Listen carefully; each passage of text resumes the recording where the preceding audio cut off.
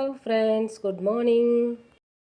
குடமிளகா, காலிஃப்ளவர், உருளைக்கிழங்கு போட்டு ஒரு பொரியல், வெள்ளை கொண்டக்கடலையும் வெண்டைக்காயும் போட்டு காரக்குழம்பு செஞ்சுருந்தேன்.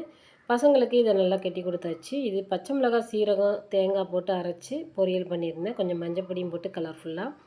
இது பார்த்திங்கன்னா ரேஷன் அரிசி நல்லா இருந்தது, கம்மகம்மன் வாசனையாக இருந்துச்சு. சரி தோசை சுட்டுடலாம் அப்படின்னு சொல்லிட்டு வெறும் ரேஷன் அரிசி, புழுங்கல் அரிசியும் பச்சரிசியும் கொஞ்சமாக உளுந்து மட்டும் சேர்த்துருந்தேன்.